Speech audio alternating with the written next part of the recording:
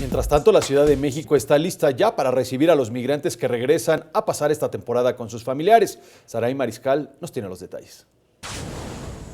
Inició el operativo Bienvenido Migrante a la Ciudad de México. Consiste en que a través de 9 módulos ubicados en puntos estratégicos se atenderá hasta 10,000 personas para orientarlos o canalizarlos según las necesidades que externen y así puedan recibir una ayuda adecuada.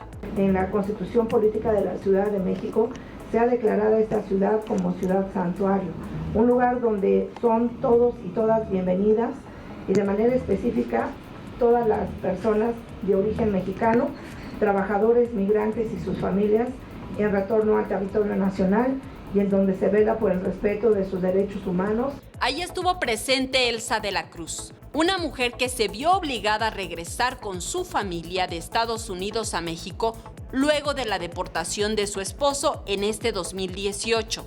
CEDEREC es una forma de decirlo, me ha apoyado para emprender un negocio que hemos puesto. Mismamente ellos están canalizándonos a otros proyectos, por ejemplo el servicio de salud, el servicio de la escuela de mis hijos para poder escoger en qué escuela nos toca, porque eso ni siquiera desconocíamos, en dónde vamos ahora, ¿no? El evento fue encabezado por la secretaria de Desarrollo Rural y Equidad para las Comunidades, Larisa Ortiz Quintero, y Almudena Osejo Rojo, secretaria de Desarrollo Social del Gobierno capitalino. En las imágenes Andrés Brito, Saray Mariscal, 21 Noticias.